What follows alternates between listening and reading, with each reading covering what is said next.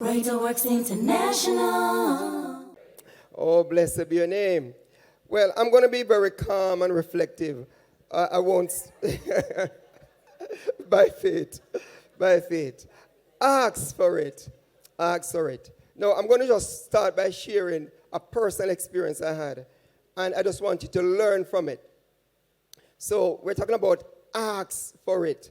Let's go to Psalms 37:4 on the onset. Psalms 37:4 on the onset. And after that, we go to 1 Kings 17. So Psalms 37:4 on the onset. So I'll start with a personal experience, which I'm encouraging you to learn from. So I'm going to start by saying, so we're talking about ask for it. Just ask for it. Now, based on how I've grown up, I'm not someone who was grown up to depend on persons. I'm an industrious, productive, resilient. I'm a man for all seasons. Glory to God. Yeah, man. You know, these men don't come like these anymore. They don't come like me anymore. You know, especially. No, I'm a man for all seasons. I'm like that. Very resilient. So we have been brought up and cultured. I'm someone who will find a solution. I'll find a way. And I'll also do what I call delayed gratification. Say delayed gratification. So like many of you listening, you're like that likewise. So we have some testimonies in the house. Yeah. So listen to me carefully. We're talking about ask for it. So before I came in this environment, I'm not someone who will volunteer easily to ask for things. I won't necessarily volunteer to ask for things. Deep down, I'm just believing that I'll find a way. I just believe that I'll find a way. And being a born-again believer, it really helps me. But I have a personal experience which I want you to learn from. And so with that type of mindset, it can also become a downfall in certain seasons. Yeah. Because I'm discovering in life that we all need each other. Oh, that's deep. That's deep. The ecosystem of life is such that we all need each other. And throughout life, sooner or later, we're going to need someone. That's how life is created. We cannot go through the earth realm believing that we alone can go through it in all season alone. We're designed and created in a way that we will need someone sooner or later. That's how life is set up. Bless God. So let me just share this with you now. So, remember we're talking about ask for it. Ask for it. But I'm saying no, I'm not someone who is the first person to ask for things. And you are like that. Most of you are listening also. To God be the glory. But in my case, I had an experience where I had a motor vehicle. And the battery, the battery stand seemingly was rubbing against the battery wires. Not the one that goes on the terminal, but like the car, you have like car wires in cars, whether for light or otherwise, coming from the fuse box or so on. And so under the battery stand, by friction over the years, it chafed the wire, and I never, at the time, the car was at one end of the island, and the car caught fire. The car caught fire. So, in that season, I needed a new motor vehicle. I needed a new motor vehicle. We're talking about ask for it. All right, now, ask for it. And I pray that when I finish this delivery, you'll come to a place where you're not timid to ask of God what you desire. Glory to God. So I now need a new motor vehicle based on my assigned task at the time. And, I'm a person who attracts favor continuously in my life. And so a motor vehicle car dealer gave me an uncommon deal. I honestly believe he just put a cost on it just for a transaction, really. But at the time, I had no interest in getting into debt. So because I had no interest in getting into debt, I conclude that I'm going to find a way to access the resources, to access the finances that is needed for the motor vehicle. Going somewhere now. But you know, new motor vehicles, you don't necessarily have all of those money at that time. Glory to God. Bless God. But based on my faith level and also based on my assigned task and so on and my overseas trip and so on, I conclude by faith, by praying and so on, and calling in those resources, which interestingly, God really valued at the time. Now, let me get clear now. So, I'm there now creating my own response, how to get access to the resources. The car is there waiting on me. And in the midst of it now, it came to my understanding. Say, it came to my understanding. Say, it came to my understanding. I've shared something with you, which you will have to deal with after this message. Say, it came to my understanding. That I should approach a medical doctor. It was wife and husband. They are medical doctors, have their own institution, well known.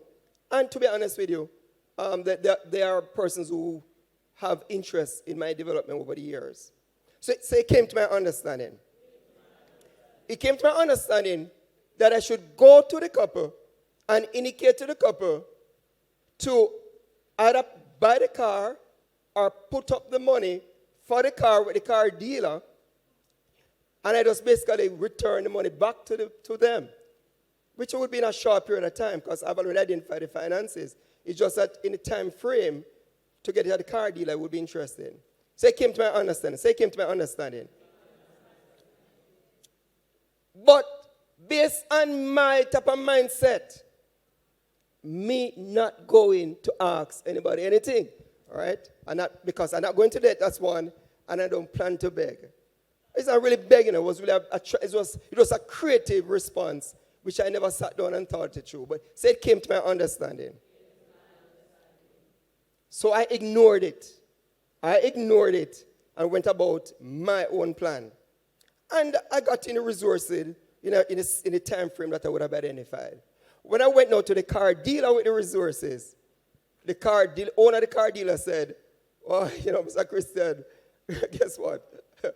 but my wife came to me, a couple of days ago, and my wife says that she has interest in the car." So I don't have to say another word.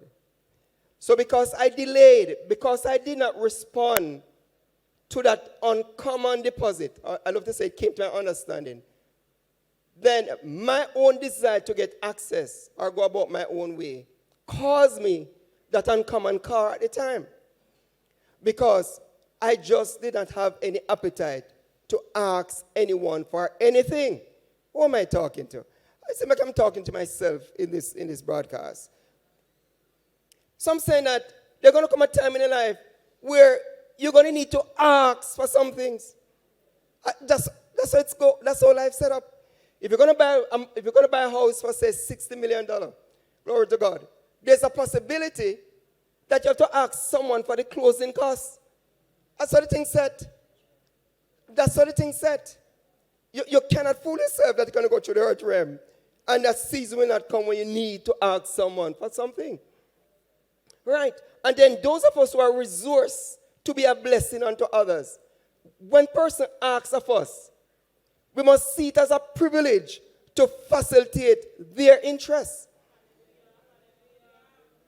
Because we are blessed and resourced by God to be a blessing unto others. So we shouldn't see it as parasitic. We must see it as people being parasitic or parasite on us. God resources us and bless us to bless others and to help the whole soul of faith. Glory to God. Hallelujah. And in the same breath, as born-again believers, we need to understand that there's going to come a season where we have to ask for what we want. I'm learning that if we don't ask, we won't know how persons will respond. Oh, that's deep, That is deep. We will never know. Sometimes God is commanding persons to bless us and to favor us. Hallelujah. But sometimes they do not know what to bless us with until they have knowledge. Now I'm putting a disclaimer. I'm not advocating parasite behavior or what I call parasitic behavior. I'm just saying in my case, it came to my understanding. It means that after all I pray and fast and sought the Creator how to respond, that was the response. Because whenever you need a miracle, God normally gives an instruction. Whenever you need a breakthrough, He normally gives you some instruction or direction. And you have to be sensitive because sometimes who is leading you to or which institution, in the first instance, normally you're not someone who would conclude that that would be a solution. But in the supernatural, God is just sovereign. And so I start with that so you can understand that as we flow in asking for it, I'm going to focus more on you asking God for it. Not necessarily human beings. I just put in that to say that there's going to come a time in your life where you're going to need a human response. And that's the thing. That's how life set up. And we must operate in life understanding that sooner or later someone is going to come and ask of us for a response. And we must prepare ourselves so that when they ask of us for a response, we have a responsible answer. Yeah. So, as sister say, amen, glory to God. I won't ask of you tonight, but I'll ask of you tomorrow. So ask for it. So I start with a person. I lost that. It was favor. It was a new motor vehicle. I needed it, but I just did not want to ask anyone for anything. And over the years, I recognize if I'm not careful, I fall back in the same trap. I have to pull back myself and say, no man. Open yourself up to recognize that God is always creating a system, an ecosystem for equitable response for the body of Christ. Now let's flow. Glory to God. Psalms 37:4. Let's start with that. Psalms 37:4, a well-known scripture. Let's flow with that. Then we'll go to 1 Kings 17. Verse 4. Delight yourself also in the Lord, and He will give you the desires and the secret petitions of your heart. Oh, glory to God. Delight yourself in the Lord. And I want you to put a preamble by saying, delight yourself in the Lord, and He will give you the desires of your heart when those things are His desires. Oh, I know I would have caught you. I know I would have caught you right there. You know, a young lady came to me once in a certain season. Well, two of them came to me in a certain season. I'd finished ministered, and she came to me as she came. She's someone who is very active in our church system. And she came, and I think she just brought the friend, as an alibi to support her interests. And she asked me a question which some of you would want to ask a man of God, woman of God, if you get the opportunity, because you want an alibi, So she asked, she addressed me with a certain title at the time, and then said,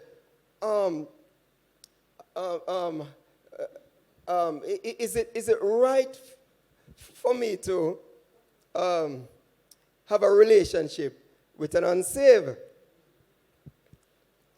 Now, you know what the Bible says already. Okay? Right. And I can be very interested, I can be very interested. So we already know what the Bible says. The logos word is there. But many times persons want to create an answer to appease them. Glory to God. So of course, we have to respond to people in love. Of course, we brought to our attention the scripture and the consequences if one don't go with the scripture. A couple years after I went back in that environment, guess what now? Hallelujah. The young girl backslide. Yeah. So whenever born-again believers come to men and women of God and ask them questions that the Bible already have answers for, in most cases, they're basically trying to rebel against what the Word of God says. Yeah. And that in itself, it's just rebellion. Let's go to the Word. How did I end up over there? So, but man, being unequally yoked, we can elaborate on that. Okay? He has different dimension. Because just being unequally yoked is not just being someone being unsaved or so on. There's more to that. You can be unequally yoked in compatibility. Okay? You can be a Christian and the other person is a Christian, but they don't have the same conviction. Oh, that's unequally yoked. Oh, that's deep. That's deep. That's deep. Oh, I don't want to burst some of your bubble. Because some of you, the reason why you're single so far, is that it's not because you never have opportunities to be married, It's just oftentimes we don't know what we want. We think we know what we want, but sometimes we don't know what we want. Right? And sometimes by the time we get married, when we propose as men, we fool ourselves to believe that when a female say yes, we're the real deal. No! We're not the real deal. The reason why she said yes is that many have passed along her way and they never draw bricks. So the reason she said yes is because she can't afford for someone else to pass.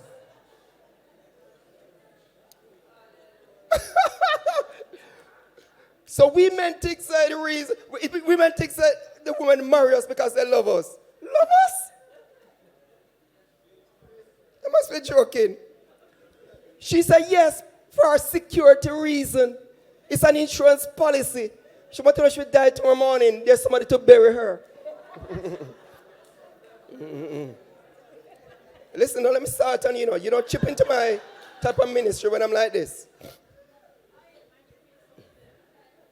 So you men, don't be fooled. Especially if they're in their late 20s, going 30. If they reach 30 and going over. And that woman is single and so on. Well, sometimes they're not really single, Because sometimes they are married, but they don't know. Want me to tell you the reason why? Because sometimes they have a spiritual husband. Oh, let me leave.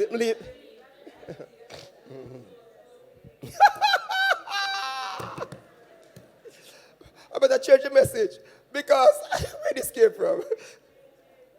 Yeah, yes, sometimes they have a spiritual husband. And we as men now fool ourselves because we propose. And they say yes. We fool ourselves, believe that they love us. Love us? Love us? You have to also understand that from about 30, age 30 going onwards, you have to remind yourself now that that woman, hallelujah, is already programmed in her ways. So you men now who marry that woman, you have to understand now that you better pray that God is with you. Because she's not marrying you to be subservient to you. She's marrying you to aid and a better interest. You don't believe you guys alone. Believe you guys alone. In fact, I can go even deeper. When you propose to her and she say yes, I put it to you that you are not the one who proposed to her. She was the one who proposed to you. But you never realize it. Let me prove it to you. You're around her. And you keep her saying, boy, I don't know what's going on, I can't live so, I can't live so. I can't live so. Boy. No, sir. No, sir. No, sir. I can't live so, man. No, not true. Hey. What is she doing? She's proposing to you. You fool yourself to believe that when you go on your knees, that you propose. She's the one who proposed to you. And you're frightened. You got scared. That's why you make the proposal. Can you keep hearing? Can't go on. I don't know. Anyway, I never come from marriage counseling because a sus you guys want to hear. Yes. You know what I'm discovering? Not because people hear the truth means that they're going to make a difference to them, Yeah. Let me give you one last revelation on this companionship thing. Those who desire to marry, the first mistake we all making is that when you read Genesis 2 and you read how we should become one, it's designed, God created marriage in the first instant to defeat selfishness.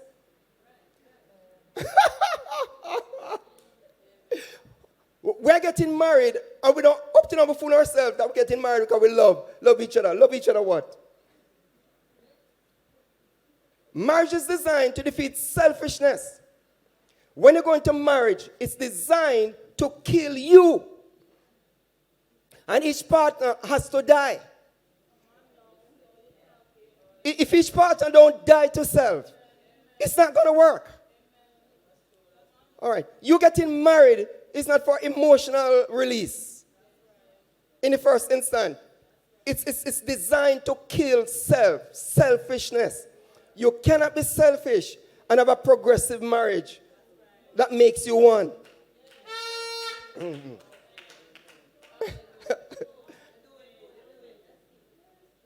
And many persons proposing to each other and going to get married, up to now they don't settle this as it. Because each person have their one plan. They're getting married because each person want to change each other. It's not going to work. Because a woman will just humble themselves and heal and go on until the ring go on, until the papers them sign, until the in-laws them go back at them yard. And when the door close, there are some things and some men which a woman knows where to hold.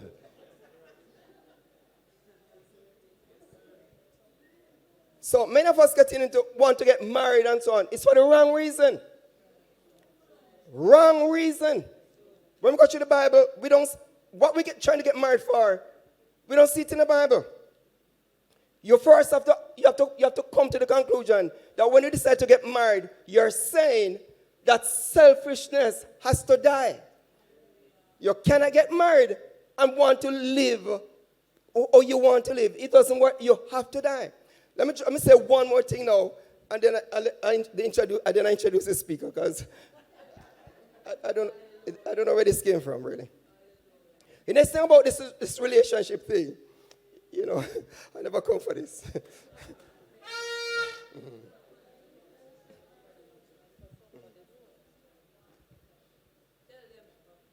Coach. No, you're not supposed to work with Q3. You're a coach. When I'm teaching, you're a coach.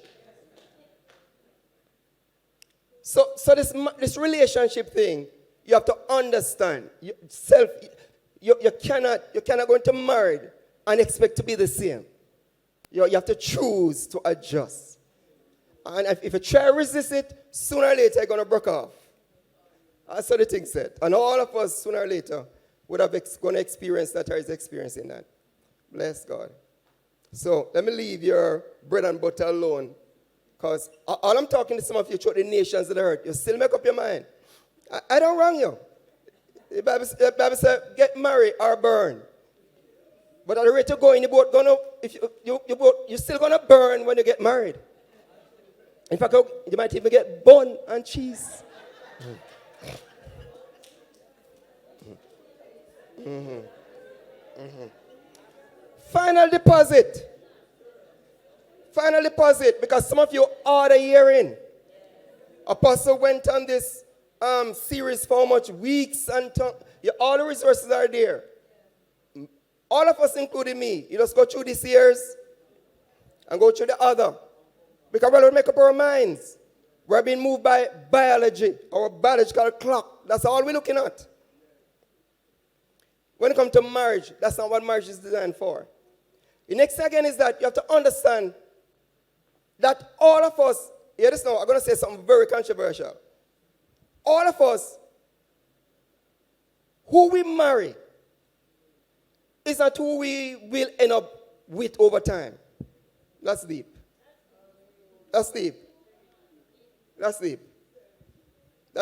Whoever you marry, it's not who you're going to have in 10 years' time, 5 years' time, 3 years' time. Because whoever you marry has to change, has to adjust, has to has to climatize to both of you. And some of us go into marriage and we still want to be ourselves. It's not going to work that way. Right? And we could draw Genesis 2:8. We could talk about woman must submit and so on. I wish you all the best. Because women are smart. They set us all up to make you feel as if make you feel as if, oh, we're the real deal. Remember, we're never the real deal. Some of us who got married, we weren't the real deal. You just had other spots along the way. And the woman decided to say, oh, so, okay, we can't allow this one to pass. Maybe somebody else might not come again. That's how the thing's setting up. You know? And I want us to understand that whoever you marry, they already programmed, and Pastor talk about that. They program in a ways, both male program and a female program. So both parties have to come to the place and say, okay, now, how this unprogramming going to go on? And over what time you're going to unprogram? And you have to understand that you cannot start the unprogramming when you get married.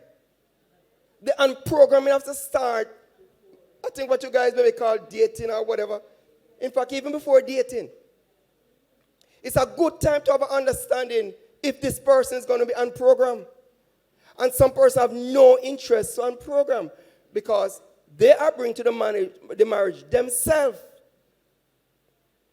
It's not going to work. Yeah. All right.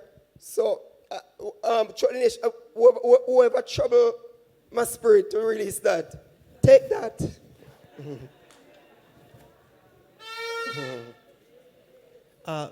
Check. Oh, you're here, sir. Over to your apostle. No. Hold it. I just want to add something. I don't want to interrupt you, you know. Go ahead, apostle. Go ahead. I was wondering. I never know I was introduced. I was wondering. You go ahead, apostle. No, man. You go ahead, apostle. No move. I'm trembling. No move. May I tremble too? Okay. I want to say a very important thing. Because he was talking on marriage. And what I'm going to say will shake some folks up, but it's reality. I think over the years, many persons have not understood marriage. I think lots of persons who get married today is just marrying for sex. And they want to escape hell. So, just married, so me won't be charged for fornication or adultery, but me don't really want it. I'm trying to be calm. So I'm gonna give you an example. Okay, all right. So hold it some little. Michelle, I'm going to borrow her. Okay, as an example. Okay, so this is Michelle. Okay, so she represents all female. Okay, this is the male. Okay, so when Michelle decides that she wants to marry to, let us say, this man, Michelle nowadays don't think it through fully. She think halfway. But listen what she is really saying. Listen the realities of what it should be. When she comes over to this man, okay, you hear them say something in the wedding that you have a giveaway father. Anybody ever hear them call that word? Okay. So her father is going to walk her down the aisle or the oil. And what he's really saying that I don't think you understand. He's saying, I have brought her thus far, and this is either going to be the saddest day of my life, or a very joyful day of my life that is going to make me sad. Listen why it's going to make him sad. He is going to give her away. She doesn't belong to him any longer. When he comes, he gives her away. Me no even start talk yet. So let me tell you what he has done. So don't be like, yeah, I want to throw rice and so. No, him fi ball. Listen, when he gives her away, her name changes. She's no longer a brown or a green. She has taken on my name. So when she stands beside me, she's no longer green. She will not be known as green anymore. He has lost it.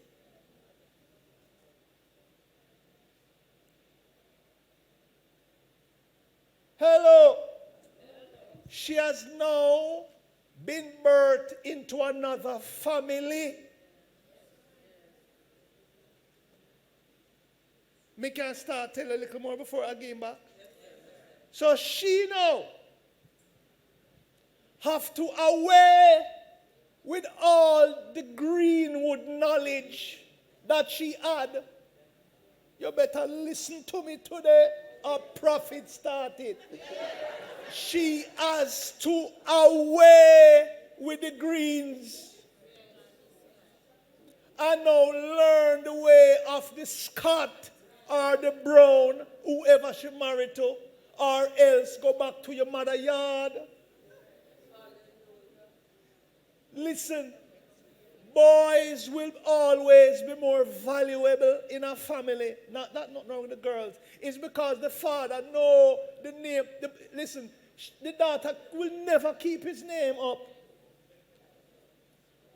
When he walks her down the aisle, she's no longer brown or blue. She's going to take on the name of the man. Am I talking foolishness?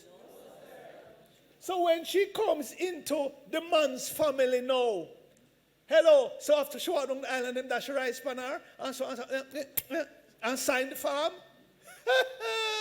Hannah blue again. She took on a name, so it means now you walk as a, whether it is a brown, a Scott, a green, that's who you are now.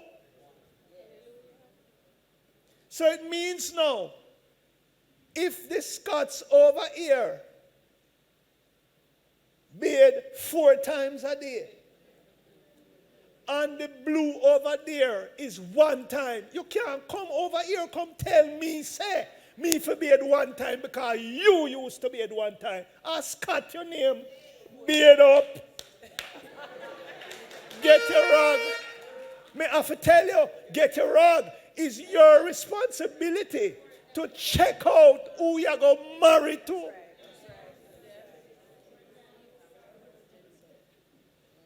Because you're taking on the man's name, not just his money. You see, some of you just look for the money. You get married, so you get the car. Are you in the house? No. And that's why you have divorce. Because when people come in now, we don't want this. We want to carry on our own family. You're no longer a brown anymore. So you see, you're bringing your brown life over into a Scott or a Green's life to want to change this over here. No, you get married into this. So you have to find out what this is before you jump into it. You see why we have so much divorce? Because when folks come over into this now, and this a man I know where you take up now. Not like beard. Remember now, you know, your father give you away into a family with no beard.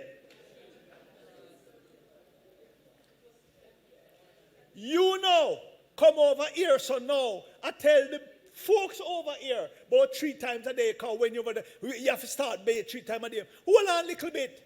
You pressure me now. I pressure me. Because my gingeration no bad. You're trying to make Scots into greens.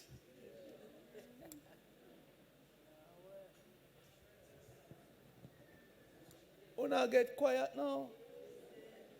Watch them and get quiet. Let me flip it now. Listen what men do. Well, most or some. We check out a girl to the max before you be number one. So even when you think you are number one, you're not number one. You're under scrutiny. Yeah, somebody say, oh, yeah. That's what men do. Some man watch you, he watch how you mean, you know, love cook, you're this and you're that, you're chatty, and you're this and that. And yeah, man, him not say nothing to you. Hug you up, see me, him carry out, see me, but deep in his heart, he must say, you not walk no aisle with me. But him not tell you that. He will look around and he will say, next girl, and she not have to pretty like you either. Her nose can spread out. Hello, and you there talk about, well, I'm hot enough. No, him not going to choose you because you lack it the quality. That's how men think. So hype all you want. All is going to happen is you're going to be used. And when you find out that you're being used, oh, I'm hurt. Go and make your mother yard.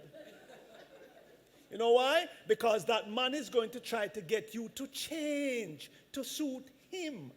And then when you're fighting the change, him not go bother with you. Him not go just allow you, make you go and fight, because him know him not going no further with you. Look how the woman them quiet. I never heard a place as quiet as this. You see why you have so much single ladies? Because you make up your mind that who me? Me nah, him a fit change. I mean, I hope for the best. You're going to be single for a long time. Ask the nearest man to you. He will not put up with it for long. So this is why you have so much single woman. You're looking for a soft man who will allow you to dictate their lives. Very few of those are around. You have to get a carpenter to make that.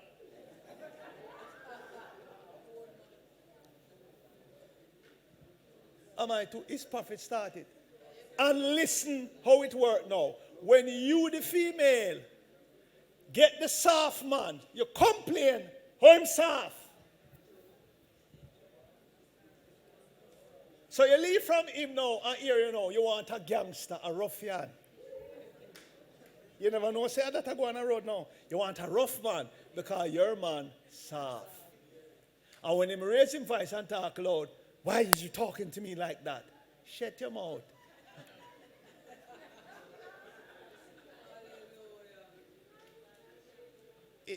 It is not a bad thing I'm saying. You know. I'm only saying, females, examine who you're looking at. Do your checks. Find out about the man. Sit and have conversations around breakfast or lunch. Ask him all the questions. Why your socks are for also? Eh? Why you not use deodorant? Ask him. I notice you teach them one. You plan to fix them? Ask him. Don't marry the man then cuss him same teeth one. No. You saw it before. So I'm saying ask the questions before, because when you walk the aisle and change your name, what you're really saying is, I have pledged to become who you are. And I'm here just to tell some of you, if you married a scammer, if you married, I'm just kind of showing you, if you love likes and you married a hoodlum, the embassy, let me tell you, will cancel your visa. Without a doubt. Remember now, you never scam yet, and so, but the fact that you came and walked the aisle with the scammer, you're now Mrs. Scam. No more foreign for you. Watch that, you see. So it can't be about the big car and the house where you want your friends to see you in there and you walk and see me here, I'm on the balcony. It can't be that. It can't be just that. You have to learn my ways. If me in business, you have to learn the business. So when you're talking about, I'm not into that, you better learn it. Learn the business. So when we have kids now, you teach them the business. That is every man's desire and goal. That his family is in what he does. And when you turn up eye from that, he go for Punsi. Because Punsi is showing interest. I'm not promoting it, but I'm explaining. That's why sometimes I want to cause the man for money. Because you have no interest.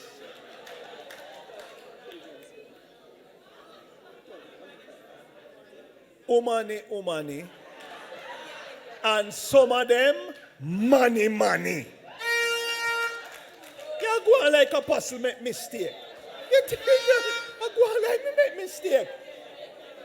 You make mistake. I make a mistake.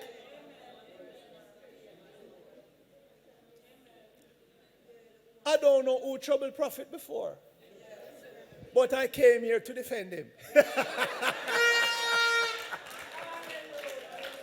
So I was only borrowing this nice young lady because to let you understand that the giveaway father, why they should feel some pain is he is giving his daughter into another family.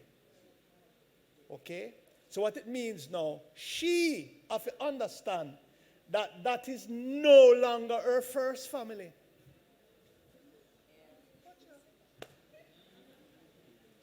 Hello, when him walk her down the aisle, listen what it says, give away father. I know that it says. So he's giving her away. Let me help you. Bible, in days of old, once she decide to marry to the man, then the man say, here we know, go spend 6 weeks with your mummer and your papa. Because after that 6 weeks, you see, after that 6 weeks, roll in and down, laugh and talk with them, run up and down with them. Because you see, when she walked the aisle, and so, you gave her away. Some family, you don't see her again for a long time. You only get a letter. Watch them. And somehow, you know, every week, oh my God, I'm a mother yard every week. Oh my God, look for my mother. Hey, what? What? You never left her then?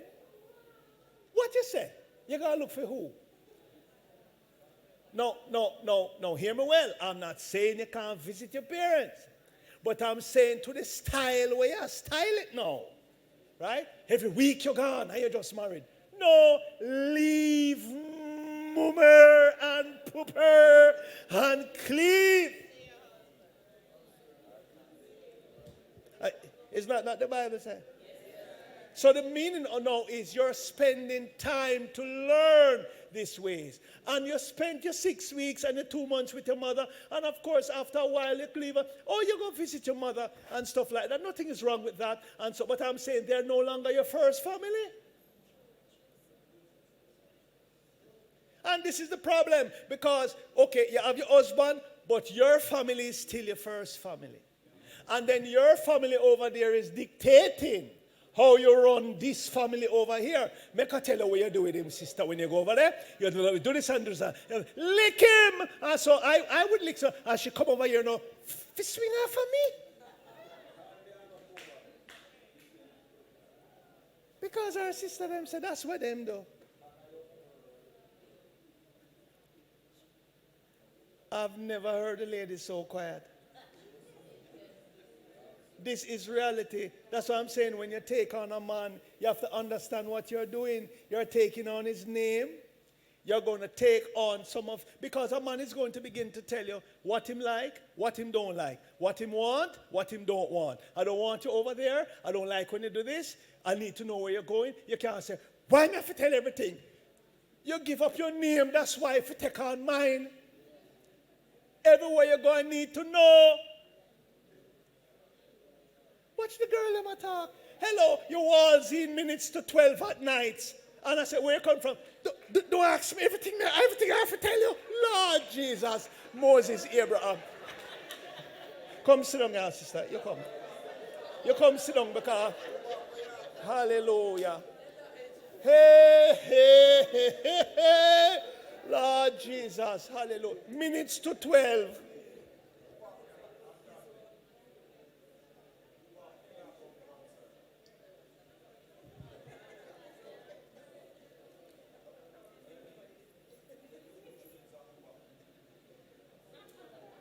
I said this before, you may see it another way. A woman shouldn't even go to the hairdresser and cut your hair without your husband's approval.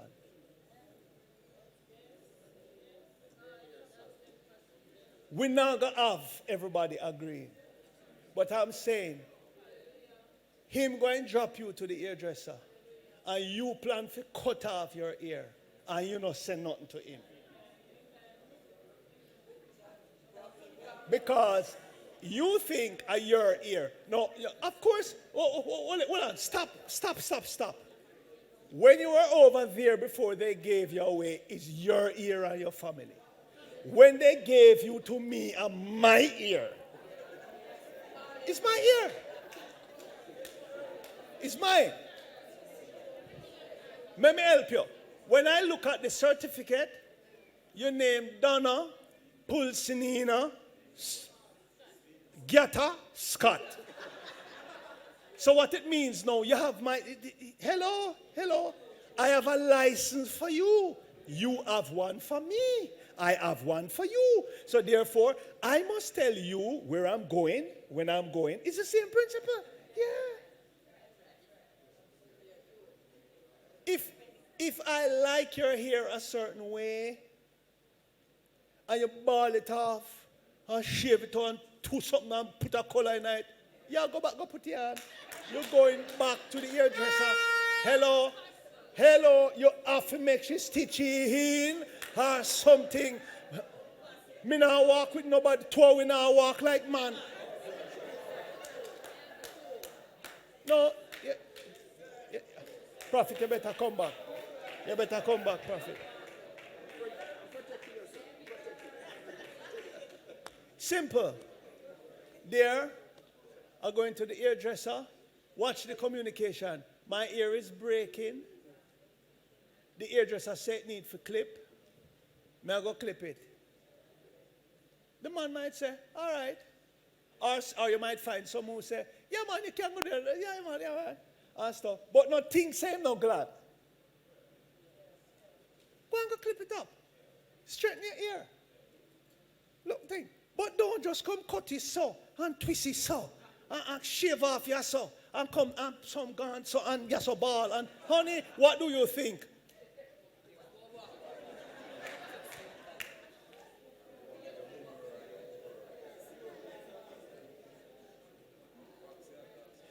You see how we are taught?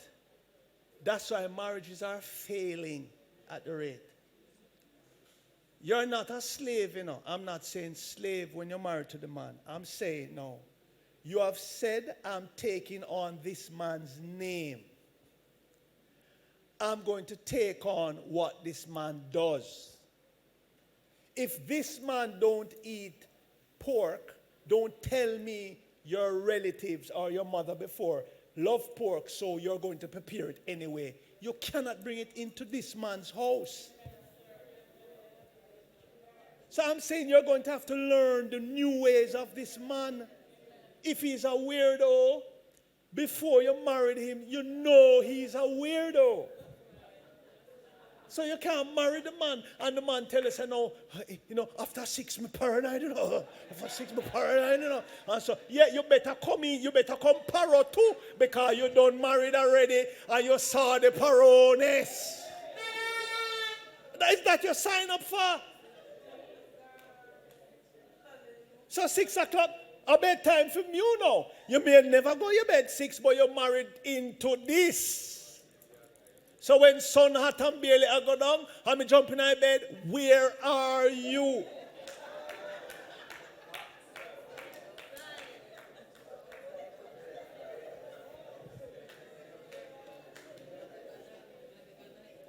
All right. Let me explain it. Listen why I said that. These are the things that cause divorce.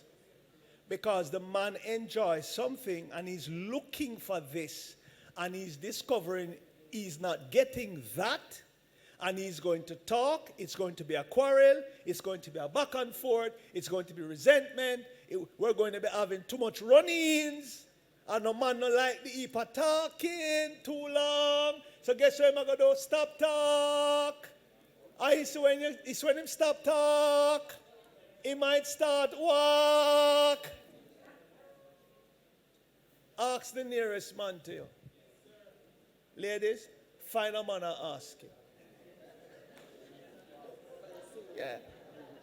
Some man don't love the contention and the heap of talking, So after they say it a few times to you, they expect you to get it. And if you don't get it, you're forcing them in another direction. It sounds a funny way, and I'm not saying it necessarily right, but I'm saying when a man shut down, him shut down. I know, listen, women are skilled. You will shut down all 6 months before. I know that. You move on 6 months before the man even realize. You will move on, but the part I don't understand is, you will move on 6 months before, You're no longer with that man from in your head, but you will still let him have his way. Me not have to explain that, right?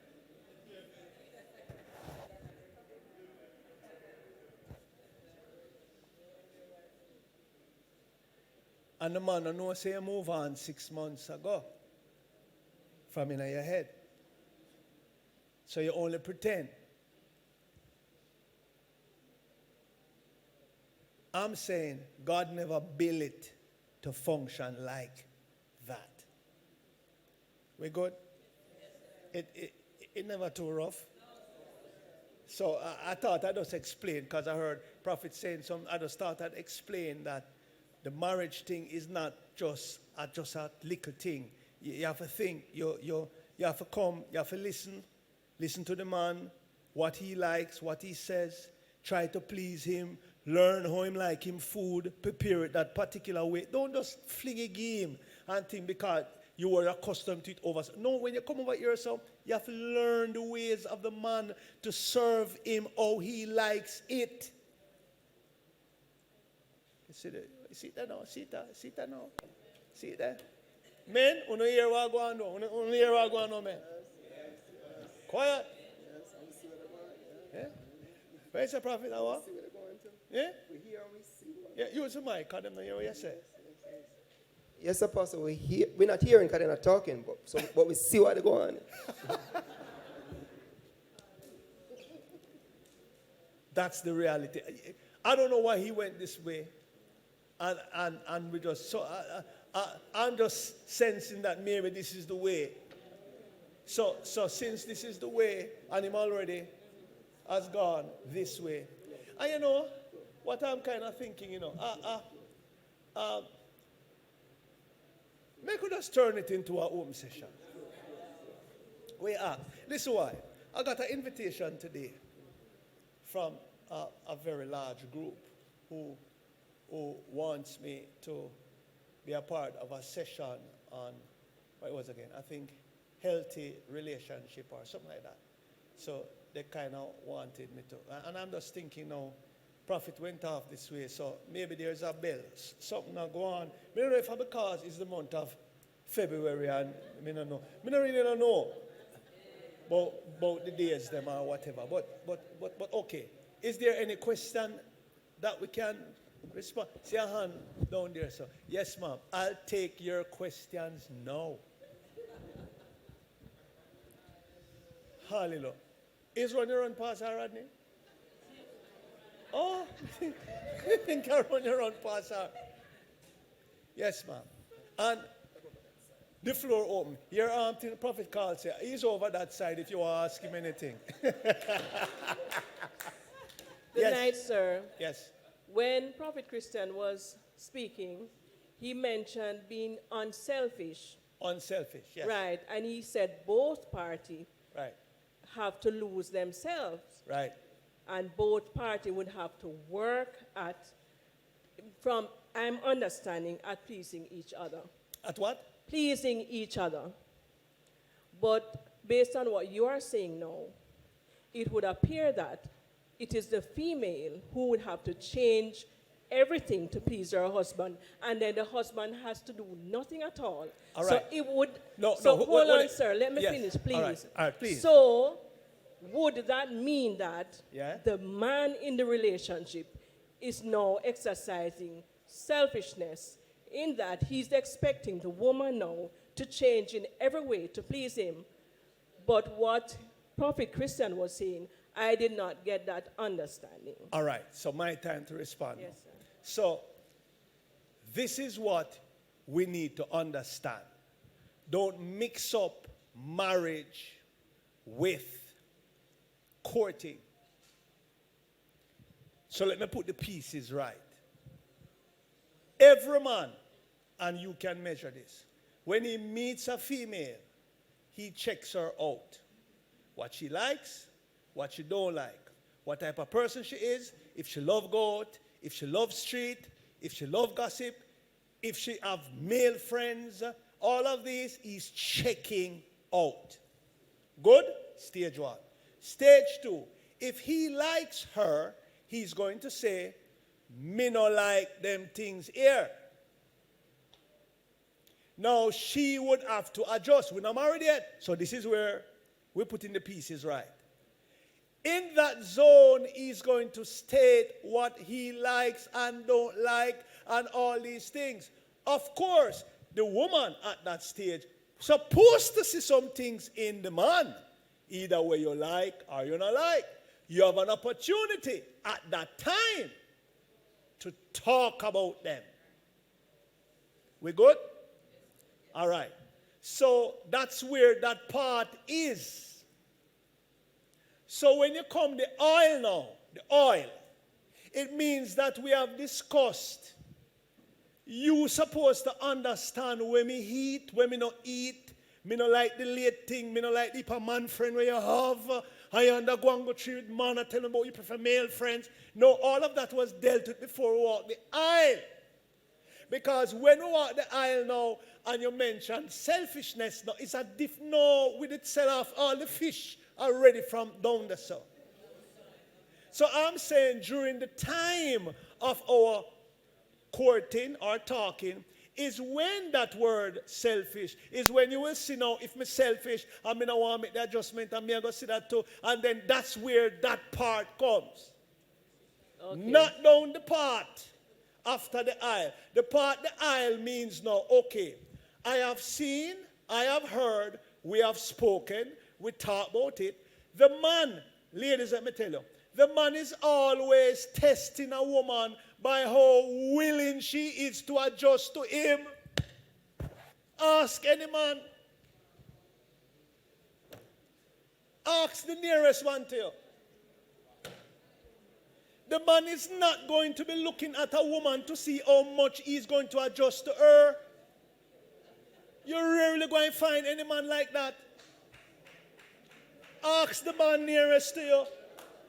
No, most men who have a girlfriend and stuff is not a man who is looking for a girlfriend to adjust his life to hers. You will find a few of those, the rest a carpenter will build it.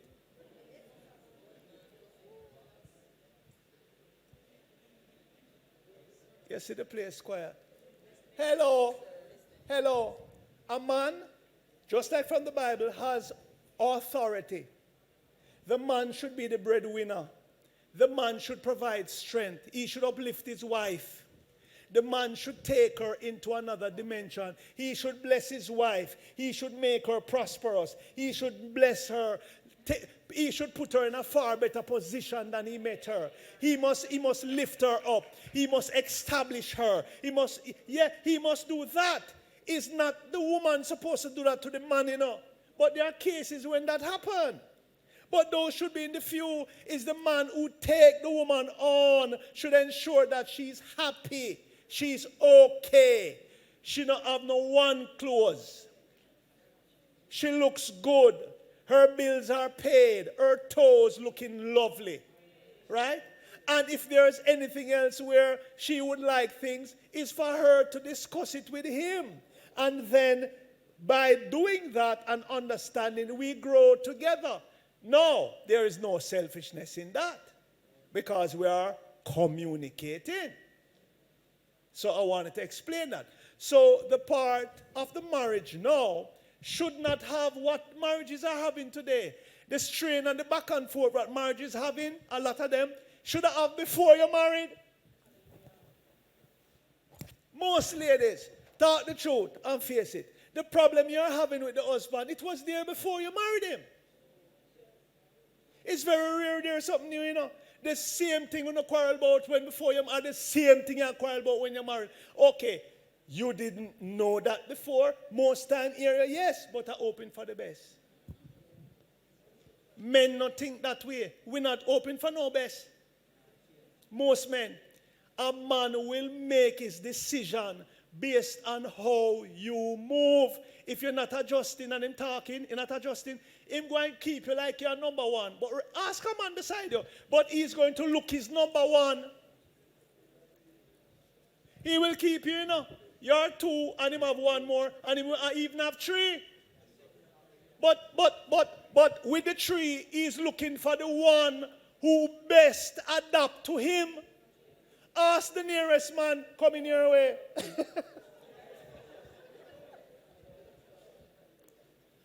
Me know it's strong. Okay. So I don't know if I made it a little clearer. Yes, you did. Right. Yes, you did, sir. Right. So in the marriage now, remember now where we start, in the marriage now, communication is what will be key.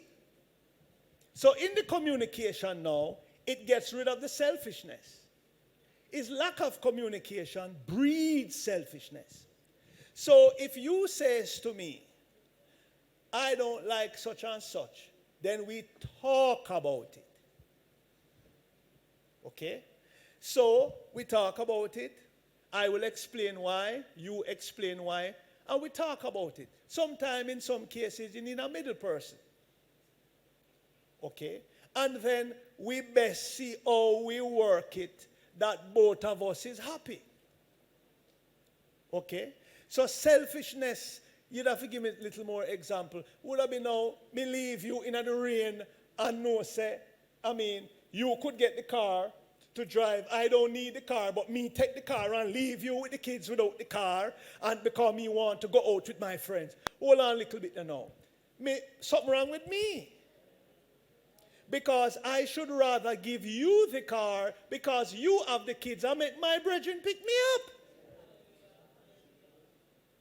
So I'm saying now that would solve some of the things. A lot of the things that people quarrel over, it really should never be a quarrel because we should have an understanding. And I always say once there is communication and understanding is less quarrel. Far less.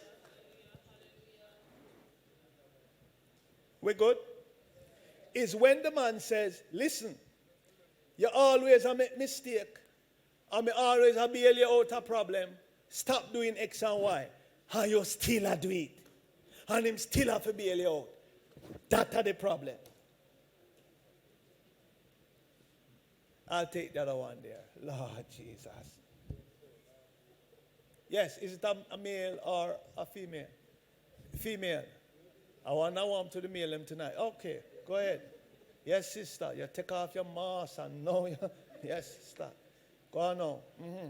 All right, two questions, but the first one is about family dynamics. Yes. So you have a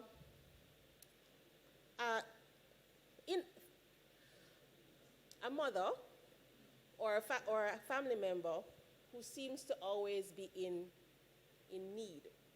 What? What? In need of assistance. Need of assistance, yes. How do you put them on time out? Or, so for example, every minute that they need, you love them, you want the best for them, and All right, there, okay. You see why this is good that we're having this, and I like the thing? Okay, remember where I start. Let us label it. First family, second family. Before you got married, your family are the first one. Okay. Me and mine must be the second. We're good? Yes. When you were with your family, that was the first family, you realized that there was financial challenges, your granny have to take her medication, them depend on you. Right. Cool? Mm-hmm. All right.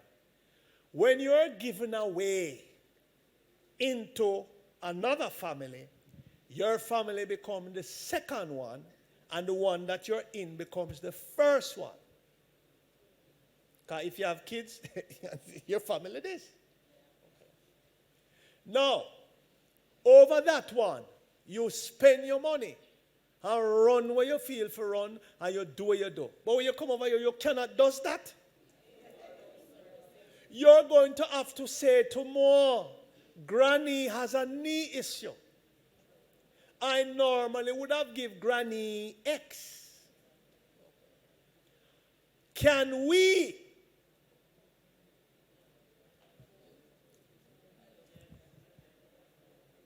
Are your first family this? You can't take my things and put it to your second family and then tell me, say the light cut off because you had to do that. Yeah, Lord Jesus. Lord. See your way there now. See your way back home there. See your way back home coming. Your way is coming. Your way coming back home. These are things that is spoiling marriages and relationships because people, I know of cases, people, you take from the man over here and feed your family over there, so, and you give them this and you give them that from the man, and you take from the man account and give your granny and your sister and your auntie over there, so, and it causes a problem with the man. Because you're trying to build your second family while the man is trying to build his first family with you. And I'm saying that's a dangerous thing. You open an account with you and your sister and your brother them over there. So over account, and every money you get, you glean it, you send it gone over. Lord, no, go, you gone back to your mother. You're gone. That means though that man has got married to your entire family.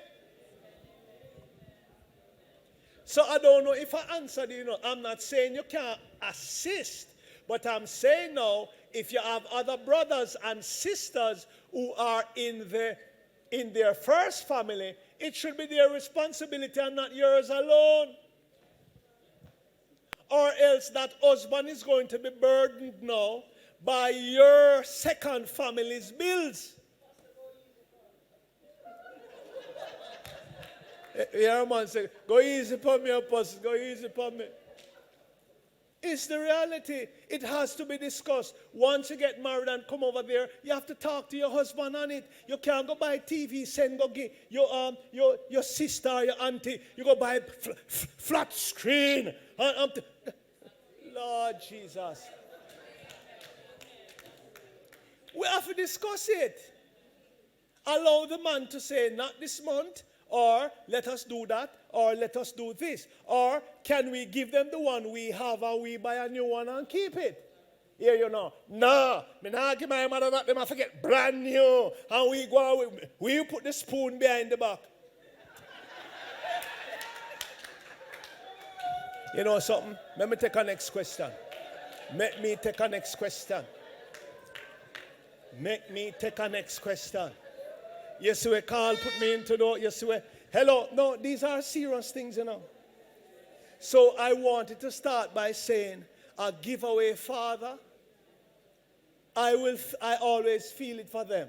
I have boys, you know, and if I had daughters, I know it would be a rough time for me.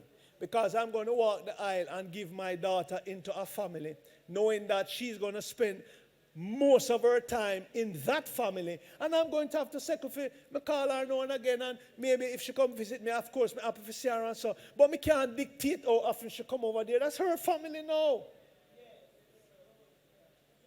You see it? You see it? You see where the problem coming now? Mm-hmm. Yes, sir. All right, let me take. Are you the one ask Sister Petra where the mic is? See, you are see your hand on, sir. You want to go first? Okay, yes. Good night, Apostle. Yes, sir. What is the advice for the females who want to get married, but them say, oh, them not give up them name, them still want to keep for them name and add the man name? Then you know, keep it. Okay. There are some men who are okay with some things, but that is why I'm saying this, you know. A marriage is not like that. Then you have different kind of marriage now. You have marriage with arrangements where you have to sign a form, pre-knock, and all kind of things. Them are not marriage. I'm not talking about that. That's why I said, females, if you're interested in a man while he is a friend, when it reaches boyfriend, it means you have been doing your investigations. Ask him at that point all the questions. Don't make nothing escape. If you see him girly, talk to him about that. Why are you going to go into that relationship knowing? Right? And if you decide to go knowing that, it must mean that you have discussed it and you feel like you are the number one in that man's life and it's not going to bother you. Right?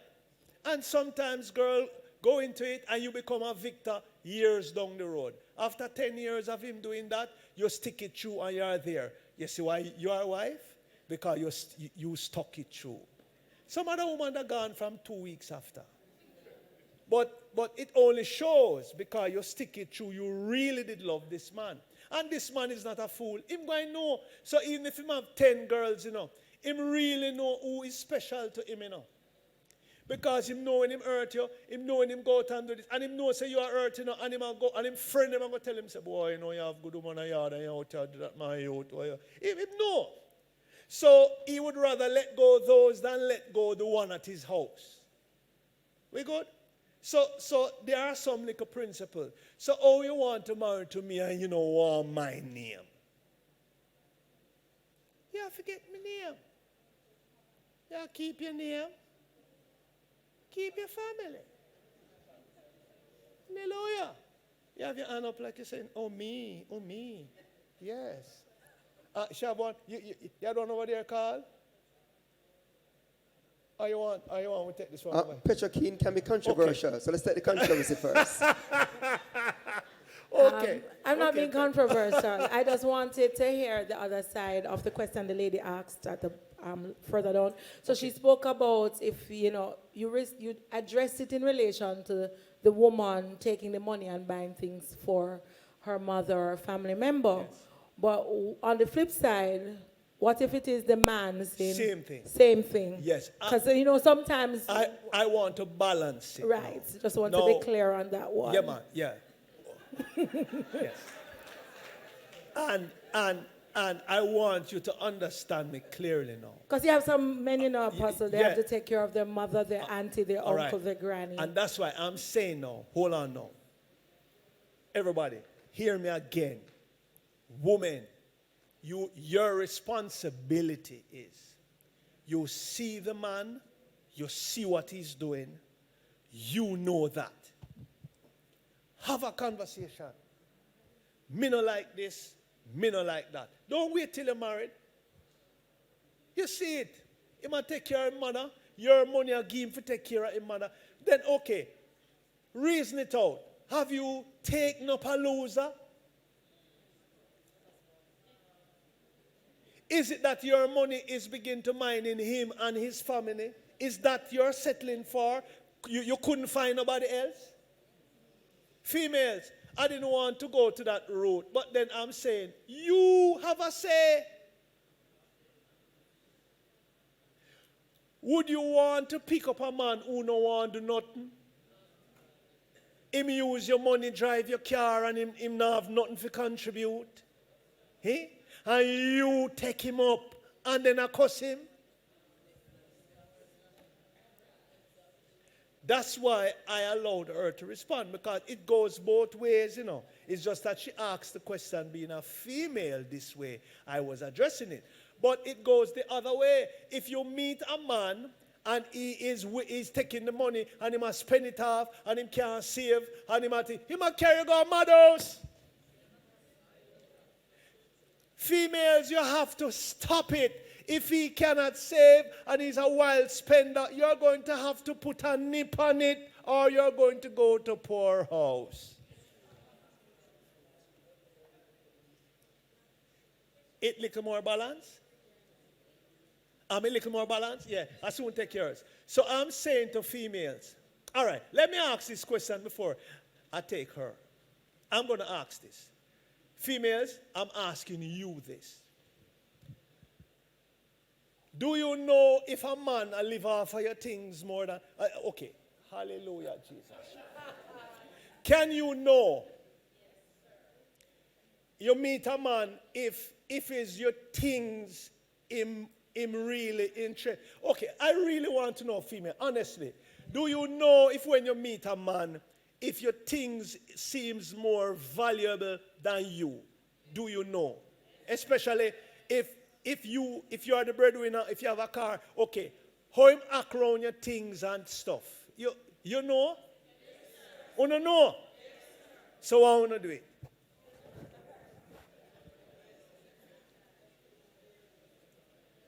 Okay, so okay. I need somebody to answer me that. You have money and you have nice things. He licky. Do you know that he's licky? If you know he's licky and you notice, you must ask question, you know. The last girlfriend he had was somebody who had money, and him leave her and him come to you and you have things and have a business, and him leave you and you know it. So you know must notice that this man have a history of going after a woman with things. It's easy. Man want to do the same thing. If I meet a woman, I ask you the question, who was your last boyfriend? Me have to know. So I'm going to investigate this now. If the boyfriend you had before was a businessman, and the one before was a businessman, and the one before was a businessman, and me's a businessman, you love businessman. And that's just what it is. You will never take another man unless he's a businessman. Hallelujah. All right, okay. All right, yes. Let me come here, sir, now. Them say them can't find the mic. Somebody hide the mic from them. Where is the mic? You had a question, Tanisha? Eh? What you would do with a man like that, Tanisha? Tanisha? Eh? Where is it? She have a man or she have an answer? Tanisha, a man come, lives on you, take your things and stuff and share it with another person or his relative. What would you do or do to him? Don't lie in the house of God now. Tell me. Apostle, it wouldn't reach there. Why? Sir, because I would know his motives. At what point? Before the marriage or during? Before the marriage, sir. All right. How would you know? Sir, because then you will be observing the person.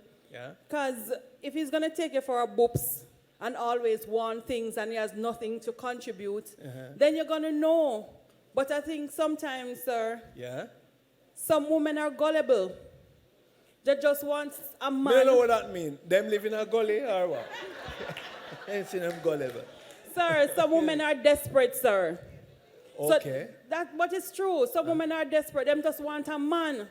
So it no matter how the man come, then just want a man. Yeah, because, sir, for some women, it is a status. We say them have a man. Oh. Oh. So whether the man or mind, she or mind the man or what, it doesn't matter. Sir, that's reality, sir. Okay, I'm learning. Is that true, ladies? So I want to do it. What want to do it? Come. What? Yes. Night, everyone. So, sir, you have some men that are intimidated by certain types of women. Okay. And as a result of that, so we know the role of being submissive to men and all of that, but they come in a role that the woman is more, I want to say, powerful or more. Yeah. So the roles tend to be reversed. Okay. How do you handle situations like that? Because it is a fact, and it is affecting quite a few women where men definitely go into a room and the men take the back seat because they're intimidated by a certain type of woman. All right. Okay. Back up. You see, I did that with my dear sister down there, and I'm doing this to you now. Back up. You're telling me of the stage when you're a powerful female and you have this man who intimidated by whatever. Back up. You just meet this man. From there, sir. You are this powerful woman. You have your business. Okay. You meet the man. You know him now have no business. You know you more powerful than him. You're earning power. Wouldn't you know? Yeah, but sometimes... No, wait. Let's do it slow. Would you know? Yes. All right. Would you also know that because of your authority and you're running a company and a business and you have staff and you become, it's something that develop into a woman, automatically, You're a leader, you have staff, you have things going, and you have to be authoritative because of your business that you run. Okay. But you have a boyfriend now. No husband yet, a boyfriend. You are going to see his demeanor, how him operate and stuff. And maybe by how him operate now, you're going to at some point be maybe talking to him in a particular way. Automatically you could see him as one of your staff, That means you're never suitable. Because a woman like you who is thinking progressive and stuff need a compliment. Him not for rich, but him have some brains. Or he is value to you in your organization. So you are the manager and it's your thing. And he's there as a hard worker. He's there driving maybe the IT department. Or he's there ensuring that this works and that. So he might earn him keeps. The difference is you're the powerful woman, the business woman, and him. I'm saying you must did say before. But just as Tanisha said, sometimes you allow it because you think no more now go pass your way. Like him, you just have a man to keep.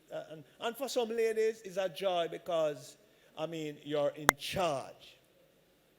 But really, you should really have someone who compliments you. When you would really feel how bad it is, if you have kids. If you have kids with a man like that who takes the back seat all the time, then you're going to be the one who is doing all of the work. You have to run the office, talk to the pitney, and him now have nothing. You can't help the pitney with this. That's what you will be doing all day. You can't do this and you can't. And then you go to work, and you come back home, because the man not functioning. So that's why I said before. You have to back up before. Just like men. When you meet a woman before you check out, every man know if the woman safi while we are talk to her. We know if you're rough. We know if you're not a manners. We know if you have an anger problem. We know. We watch you. We know if you lie. We know. You have some women who say, I prefer male friends. We know. But a man is going to measure you by when he speak and him say, I don't like this. And you say, but no, but you can. But I prefer male friends. Him not go while you, him just going to say, all right, archives.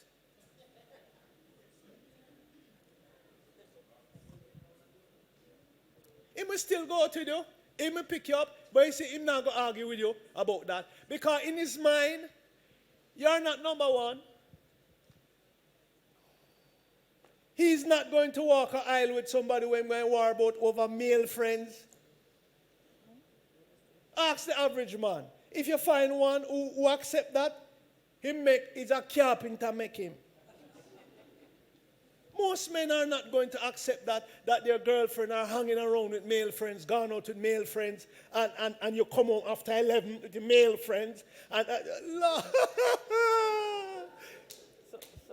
carpenter have to make that one. Most men will not allow it.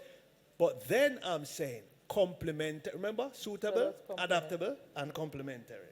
And then the other thing is, Apostle, because you have because of the roles that have been played, and you are this dominant person. Right. The submission becomes a challenge. It will. And so with the church and being submissive, it becomes a challenge for the person as well, to submit, especially if... All right, so, no, hold it. For you to submit or for him to submit to you? No, for the female to submit because of the role. Because of the role? Hold it now. All right. Yeah. Remember now, let's go back this way. All right? Women have to learn to balance. When you leave work, you're not the boss when you're home. You're boss at work. When you're home, you're a wife. Some women can't do that. Give you an example. My father was a policeman. And he went up into the rank. So he had lots of men under him. And because he was in the force for many years, one of the challenges that he faced, or call it a weakness, is he took the force home with him. So when he would get home, in the force, and he's on the road, he said, boy, come over here, boy, hands up. You're loitering on the street. Boy, sit here. Where you live? Where you come from? All right, that is work. He comes home now to his wife. Woman! I come and there's no food up. Woman, where is the boy there? The boy up on the street was him loitering. And the father is home, he's home. So him wife a prisoner, him son a gangster. He brought it home. He didn't know how to balance. I'm saying now with lots of females, that's the problem. You're a boss and you have staff at your office. When you come home now, you want to staff your husband. Listener, go get my bag in the car. Lord Jesus. No, it's your staff. It's your staff. Pick up your bag and meet you at the car. Lord have mercy. Lord Jesus.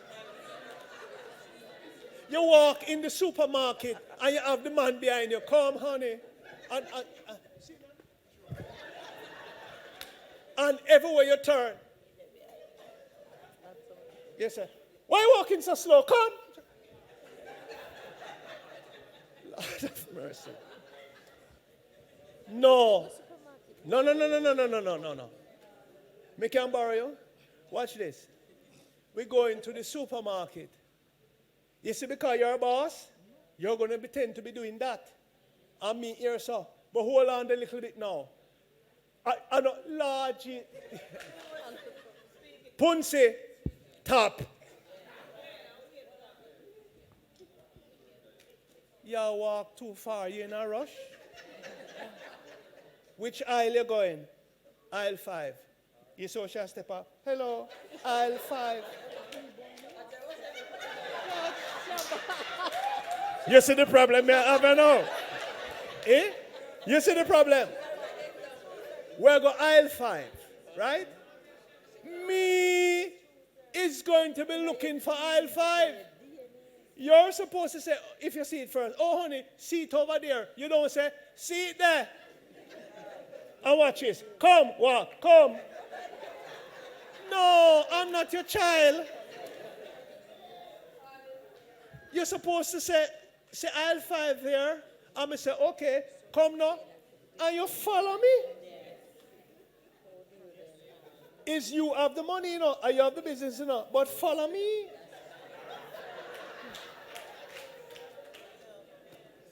We go over to aisle 5 now, and I said, what you want over there? And think, beans. You might know, say, me can't pick up good, me and pick up the thing them we bend. You just say, no man, not that one. You know, see the one there. Don't just say, yeah, eat that. Go over there. So, oh, yeah, pick up that thing. So, eh? You know, say the thing, dent up. And embarrass me in the supermarket.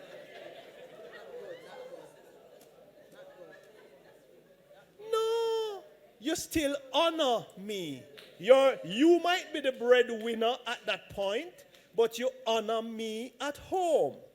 That if people see us outside, they will never know that you are the breadwinner. You understand? I think I have those, but when it... You're low down in your mouth. You're low. You're really low down in your mouth. And I'm saying, I have to give up this, you know, Lord Jesus. No, but Apostle, what if it's inborn? I mean, inborn in who? As in from your small, you have with that a woman? with a woman, you're Okay. that dominant, that Right. leading role. Then you have a problem from your small. You have to fight for life from your little bit. From your little bit, you have a problem. Oh, I got you, Apostle. Eh? Yeah, because it's not supposed to be so. But you grow up, if it was supposed to be so, then every woman would be like that. So I'm saying now, maybe in your case, you have grown that way because of the family you were in, and you had to fight for things, and now that you're in a high position, you're going to say, I don't want nobody to come take with me something, because I fight for this, and this is my company, I'm going to build this. No problem with that. But I'm saying you must get a man that complements you. Understood. So when you meet the man now, okay, you're going to run your test. If him soft, you must know one soft man. Bye. You meet a next man. He might be a little bit more, you know, he will be more, what you call it, you know, he will question you more. He will say, so what I want your company do? You tell him. Him say, come at the seat now. He will question you. Where you drive? Okay, why you drive this way? Okay, you know something? I'll service the car for you. He might go on good. Yes. He ensures that you're at work. He ensures that he listen to you when you come home or the staff are behave. And then he might say, so why you keep that staff there so long? Honey, you know, I think that you should get rid of that. You know, I passed there and I watch her, how he contributes. He won't tell you how to run your company, but he will make suggestions that you might glean from some of them. He's contributing. It's different from you are dominating and he quails up and you're overpowering him. No, when you're home, your wife. Got you, Apostle. So it's just to balance it. Ladies, we're good? We're all right? You know, walk left me again. All right. You have a comment? Okay, so if when you meet a man, you're not going to do that. All right. She says she have a comment because she want to know something or she have to say something. Why she walk with left the man? So tell me. Okay. Hi, good night, everyone. Well, it's not really about walking with a man. It's to confirm about we know when a man is for us or not. Sometime last year, I met someone, right? Wow.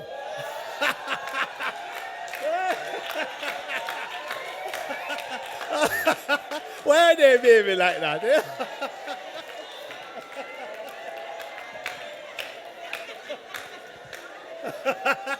All right, sister. Go.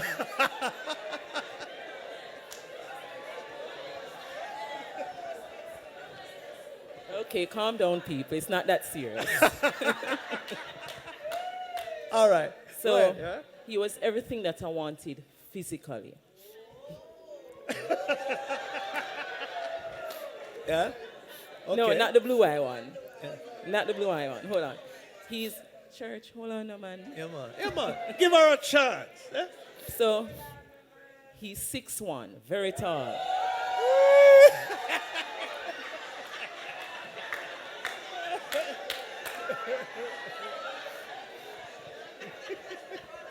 All right. Okay. Okay. Yes. And his eyes are brown and everything, you know. Why are they behaving like that? Right? So now when I met him, the Lord said to me, I want you to seriously drill him and listen to what he says. So I'm going to start drilling hard, you know, Apostle. Yeah. Start drilling. So I said to him, I'm a goody two-shoe, you know. Him say, hold on now. Give her a chance, no, man. No. Exciting part are coming up. No, man. So him said to me, say, you sure you want to fully dedicate your life to the Lord?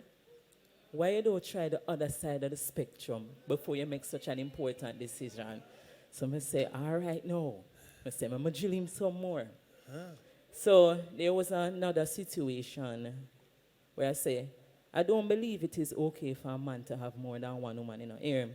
Why not? I think that is okay. Nothing wrong with that. Him say, it is normal. I say, all right. I still a drill him in, Apostle. All right. Boy, you're patient. No, no. No. Hold on, no. I'm drilling him for a reason, you know, Apostle. Right? I stop taking the mic, you know. So now, one day I was at work. So the Lord said, all right, go over to him desk and just invite him come church. You see, as I approach him, I say, I have somewhere to invite you, you know. Him say, if it's church, no, I don't go those places. That is not for me. I don't go those places. So I say, all right. So I tell my friends about him.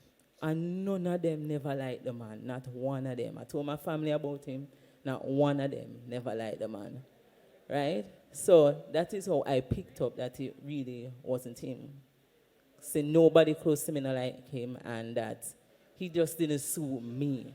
So I'm telling the church this, that God really does show us a person beforehand. So when we look past it, is we want to stumble and fall. And we really need to stop blaming God for our calamity, because the answer is plain as day. Right? Thank you. Wonderful. Good example. Wonderful. And I think that's what I was saying before, that ladies, there are a lot of the things that you must have encountered and you have ignored and you have gone the full 100 and it comes back to haunt you. That's all I'm saying. And I'm saying too, you have some men who have done the same thing and it come back to haunt them. Outside of that now, you have natural, you do your checks, everything all right, but then when you get married to the person, somebody change along the line. Those things can happen. In that case, I'm saying your life ordered by the word, counsel, everything, you measure everything by the word of God. And if both persons are saved, going through the same church, it should be easier because you do things by what the word says. Okay? So that's my part on that. Okay. We take one more? Or yes, sir. Down here representing the penny section is a spokesperson for down here. Good night, Apostle. Good night, church. All right. I was in a relationship, right? Financially, everything is excellent, no problem. But certain family orienting that I believe in, none at all, nothing at all, I don't get like that. In terms of being there for the kids, take part in their life, schooling, everything, none of that, but everything, the money part is great. Person is always saying that him love you, him love you, him love you. And I'm saying, that's not love, not because I get money. Then that's a big problem. And he's saying that him love me, him love me. I said, this is not love. All I desire within a family, I've never get it. All I get is just money, money, money, money, money. And persons always saying that him love me, and I'm saying that's not love. No. And so sometimes you have some people who choose the money and they say, well, the other part will come. But it just boils down to, remember as I said, back up. When you back up, you will see the money, but not the quality. And sometimes it's a choice. Now, how you can get both to work is if you try to introduce the person. Because you have so many who really don't know love. They weren't grown up in that environment, and so they are open to learn. And so it all depends on how you communicate with that man and bring him into that environment. Show him what love is. Tell him your expectations, things like that, and see if there's any alteration. Because if that man learn love and can walk in love the way that you are looking for, then you have the best. You have two good things working there. And so I would suggest that a woman would explore all those angles, right? If the man is good financially but weak in another area, unless you search it out and find out he has no interest, like the young lady says before, the man that don't cut and set him path, right? She ran a little bit too many tests, but okay, she complete the testing and she came to a conclusion. I think maybe after the second one, she would have made that, because it is heading in that way. That man's course is set, and he's going to want you to conform to that.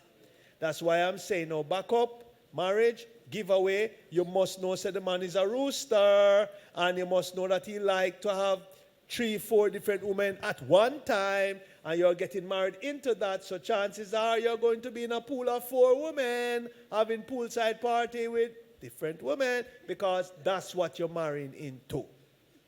Yeah, but I've been telling him over the years, Pastor, and I've been talking, and he's just stuck in his way. He's very selfish. Okay, so him not want love, him just want to give you the money. Just money, and say him doing this to take care of me and blah, blah, blah. But Pastor, that's just not love. He's just selfish in his way, doing his thing his way. What you call love? What I call love? Yeah, what you call love. Because everybody have a different aspect of what love is. All right. What you call love? What you looking for him to do? A family, not just always running after money and giving him money. I want you to be there for me. And for the kids. Like, we never lived together before. Never. I've always lived alone with the kids. He's always been away from the relationship start till it end. He has never been there. Like every 5 or 6 years, I see him just like 1 or 2 weeks, and he fly out back. He has never been there. All right. So that's a special case, right? Because that's not the average. But what I wanted to address is this. If you meet a businessman who have a business, him now go come home and they home with you and lift you up every day and talk about hippie. You know, him have a business for run. And he's going to be out running business. And you're going to have to understand that the wheel is turning for everybody's benefit. So sometimes some females can, and I'm not saying that maybe a weekend or one day him won't be there, but I'm saying lots of men who are successful in business and who have large staff and things to run don't have time for them. Not going to go sit down in a car with you every week and you go and dance. No. Their aim is they're going to be making the wheel turn that you can benefit. Sometimes they will be there for you. You have to understand. Sometimes you have to catch some of them on the run. Sometimes you have to be there, be at the office, be a part of what they do. But I'm saying to get them now to stay home with you for 2 days and 3 days while in company is out there. You wouldn't even do it as a woman either. No, I'm not saying that, Apostle, but this case is very poor. Even away, you don't call the kids them and find out how is schooling, have a relationship. Everything is just like sending money, doing this, doing that. You don't be a part of their life even though you're away. Yeah. Again, that case is a unique one. And of course, I'm saying, you see it, you make a decision from that. Right? So in the first place, I'm sure you didn't buck up on that. So I'm saying, little before we take the money, we should have known, or during the money period, that this person is this way. That's all I'm saying.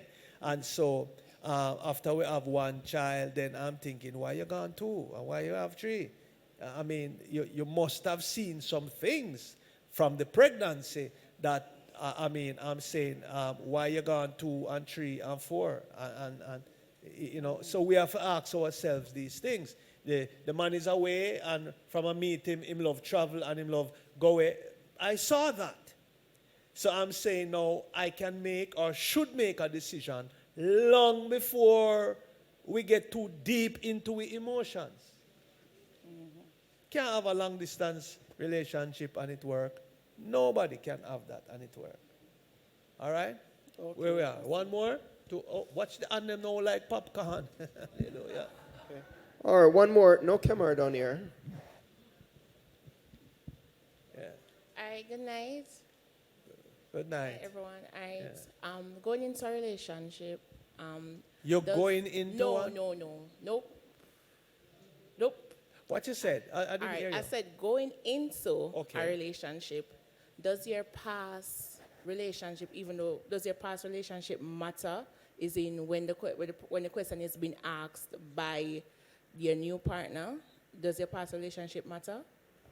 As in, why you want to know, like, okay, all right. Remember now, different persons, remember, we're going back to square one. You can meet a man who that matters to him. You can meet another man who don't care about that.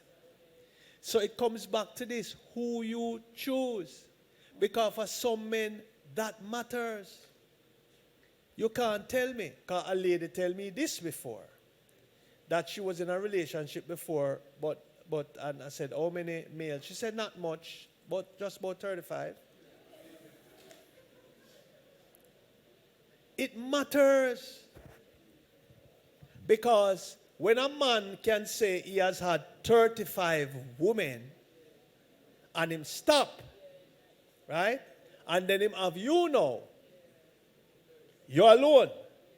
It's different from when you said to that man, I had 35 men, and now are you alone me have.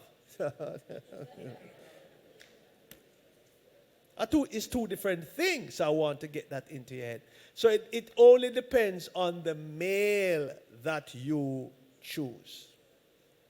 But I know it depends on the male that you choose, but in scarcity, as in being scared, you're actually bringing in this person in the relationship, as in it's the past. Yes, I explain it to you. Yes, I explain, but you're still actually embarking and talking about this person. Why you choose that is important. It's me and you, and you're still embarking. Even if this person is not here, why are you still having a discussion about this person? I kind of would love you to kind of just level it out. You're talking in some codes, so I'm trying to sift, and I don't want to answer you wrong, so I would prefer you just lay it out if you're laying it out, so we can advise you. But I'm kind of sensing that it could be this male individual is concerned about a relationship that you had before with another male that is troubling him. And he's questioning you, right? Now, in all fairness, that's why I say, you can't jump down at the end of the road, you have to back up. let me help you now. If a man know that the boyfriend you had before was a village rooster, him function both ways and stuff, I got question. Have to. You can't just say, well, it's my pastor. No. Then you'll have another man now who is not interested in that. You don't have to tell him nothing. He'll take you as a yam, as a breadfruit, as a guinea. So it comes back to the type of man that you choose. That man that you're talking about is a fussy man. So you would have to tell me now, what are the qualities you like about him so much that you choose him? Oh, God. You can't answer.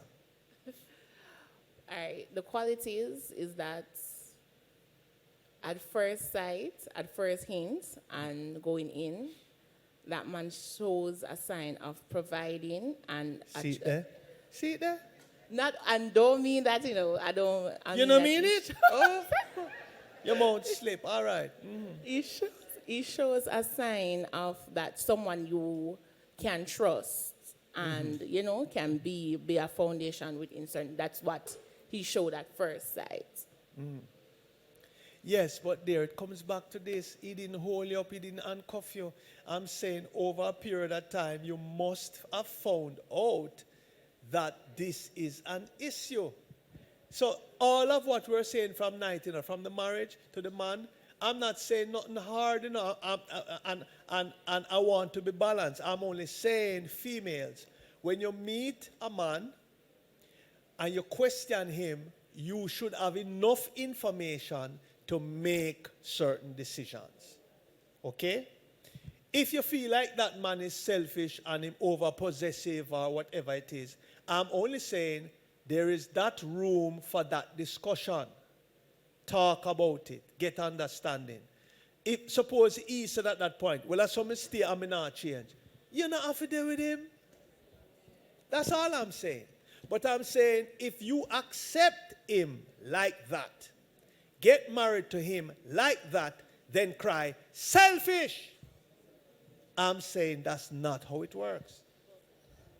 The bothering... You understand? The bothering to me is that the person that he's fussing over, the person that the fuss is creating over is no longer here. Lord Jesus, it no matter, sister. It no matter. You know, you never know. Say you have some man who can't email certain things now. Glory to God.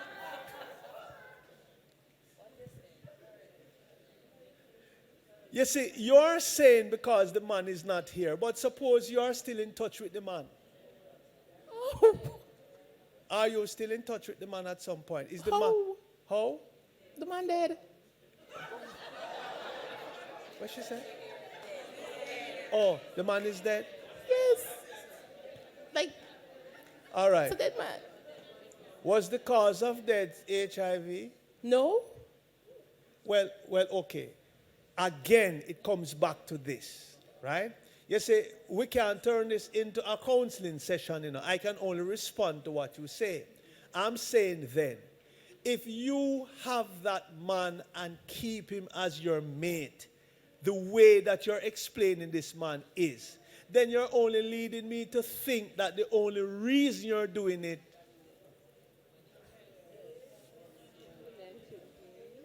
is the money. Let me ask that females, would you be with a man who is nagging you about a man who you used to have, who is no longer around? That's what I'm saying. All right, but the story is going to change if the man have things and it's an easy way for you to get up there in the ladder, but him nagging, then now you're going to say, I'm hoping for the best that he will change. So it cannot be the fact that I really checked for this one, I really liked this one, I don't want to be invention, and so I just accept the little nagging business. Why our next woman have to answer you? I don't know if Pastor, you have anything to answer her, to give her any soothing counsel, Pastor? Yeah? You have anything to give Pastor a mic there for me now, please? Just make sure you say something now. You have to say something, Pastor. Yeah, because, you know, I have tried my best. I have tried. from a male standpoint, I've tried. Eh? So to me, it's like the lady with the nine-night. I don't want leg of the nine-night. So what pastor said? Give her a mic, no call. She said she don't have no mic. Eh? You understand what she was saying? I don't know if she explained it. No, I didn't. Oh, you never understand.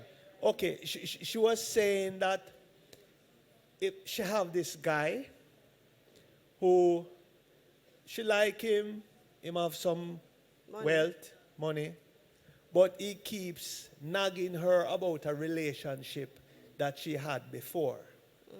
And him all want to know about the relationship, although the person who she had before passed away. But the problem he's having is he's always nagging her about that person. So I think there's a missing piece somewhere. So she is saying now, I think she still wants to keep him, but him nagging, and she wants to know what she must do. Him have little money, but if him could just change that part, maybe to the all right, but him nagging and she's not sure how to angle it. But him have a little money and him just nagging. Oh, so I think... And she like him. So? I think that man has some form of insecurities. Right. And so he wants to maybe try to measure up, or maybe how you put across the former, I don't know if it was husband or boyfriend. Maybe if you keep talking about the one that is deceased, right? To him to say, okay, and for example, his name is Ken. Ken used to do this for me, or Ken used to be like that, and Ken this and Ken that and Ken that. Then he's going to feel some form of insecurity and feel like he wants to match up to Ken. And so that could be the problem. But it wouldn't be good for you to enter a serious relationship with the insecurities. So you have to find out from him, okay, why is it that you want to know about Ken? Because Ken is Ken and Mark is Mark. So you have to reassure him that you have accepted him as Mark and you don't expect him to be a Ken. And she's not going to leave him to go back to Ken. Glory to God. Hallelujah. Okay, so I'm hoping that the session here was a little clearer. Oh, I think this lady here wanted to, say something there beside come. You all right? Eh? Okay, Petra asks your question. Yes, come. My question was answered by Petra. By Petra. Yes. Okay, wonderful. Okay, all right. Okay, so that is basically it then. Carl, you have any closing remark? I say, yeah? One more? Just one more? Huh? Okay, well, I hand over to you, Carl. I only can give if it's going to talk for 60 seconds. All right? Yeah. 59, 58. Good night, sir. Good night, church. So for me, sir, as you said, observe, very observant. And I think I'm kind of a hybrid, man, and a regular. A what? Hybrid. Hybrid? Yes, sir. Dominant. Hybrid, sir. Hybrid? Yes, sir. Okay. And I observe, I listen and I'm very observant. And I think one of the things with men, and I keep saying this, men will lower our standards a lot of times. We get distracted. I'm on the road, I see police, on operation, and them see woman, and them they all over the place. Uncle thing left with the gun drop a ground. And we have lowered our standards, and we make women dictate, and it's not like we are supposed to be superior over them, but we've lost it, and we make women now take over, and them does this, and them they treat us any way, and because of that now, men, we have lost our balls. I keep saying this, if we can say it. We have lost our balls, sir. We're watered down. Men are watered down.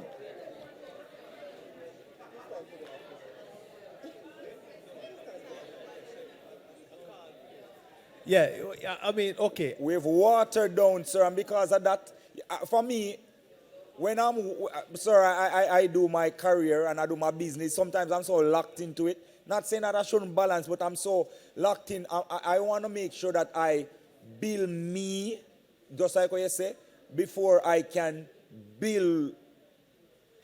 You understand me, I say, sir? So for me, I am so focused. And I want a partner that will work with me to make the thing better. But men, sir, we just... Well, okay. What I want to say again and in the balance, because I don't want anyone to misunderstand. What I'm saying is, we start again. Two persons meet, we talk, we communicate, we ask questions. If there are any selfishness in either one, the woman should see it in the man and the man see it in the woman. We good? I'm saying the next step now is, we love each other, you know, but we see the things then, right? So the next step should be now, okay, we have to fix this. So we talk about it. Then the man or the woman should notice while we're still boyfriend and girlfriend that there is some adjustments. You must can tell if the man a change or if there are some adjustments. The man can tell if there are adjustments. Okay. I'm saying now, before you reach the aisle or to get married or whatever, you would have already adopted to this man and in principles and you like it and all right. You shouldn't be in a relationship where every week you not cuss. Something wrong. Something is wrong with that. So I'm saying, so when you get to marriage now, right, it would mean we have gone through a period of time and we have more good times than bad times. And we have learned to communicate and make up back quick and keep going. Him a provide for me or she providing for me. We're working things out. And I mean, we have minor things that we can get over. So that's all. And as I said, I'm answering the sister earlier and the rest of you. And that's all during the communication we're going to build together. Right? So it's not dictatorship then to say, you come over then and everything the man say over here so is what you're going, and you're going to be a robot. It's not like that. So if that's how you were reading it, no, it's not like that.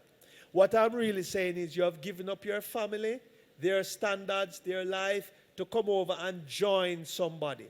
It's not you come join them and you never know them from Adams. I'm saying while you were over your family thing, you were getting to know this person. So you were knowing, so you have decided at that point that I've seen enough, me hear enough, me really think we can think my family like him. So I'm saying all of that would have settled from before them give away.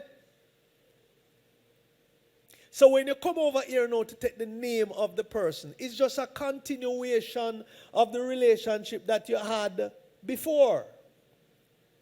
So you're going to be cooking for him, you know him eat already, you know him drink, you know him like, you know the principles that him set, him not want you up on the road late or whatever. You would have known that before. So it's not unless during that period of marriage, somebody take on some selfishness. And I'm saying now, if that happened, there is a conversation. Should be. Communication. We talk about it. We good? We fix it. And if we're going to church, it should be easier. That's all I'm saying. So it's not dictatorship. It's not one where you don't have a say and the person didn't know. I'm saying is building, is who make the better decisions and stuff. If the wife make better decisions, then make her make the decisions. But I'm saying don't let the man, female, feel like because you're the breadwinner, him is the little boy, him is one of your sons. That's all I'm saying. You have your company, But when you leave your company and you come home, you're not the boss, you're a wife. That's all I'm saying. Be a wife at home, be the boss at the business place. Right? Get the man involved in the business place to make your business stronger. If the man is in your business to heat it down and make it weaker, it wasn't a good choice. That's all. If all him do is drive your car and him can't help you maintain it or wash it, that wasn't a good choice. We good?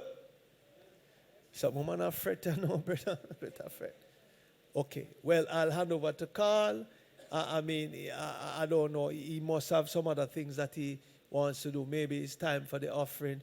With all this thought, there must be a good offering tonight. Hallelujah. Carl, you come. And remember, the project continues. And so we want you to understand that, in time, soon, we want to give you some updates. But just know that we don't want to be giving you updates every week. If we want to give you in stages. So you will have updates coming soon as to exactly where we are and stuff like that. So for now, receive.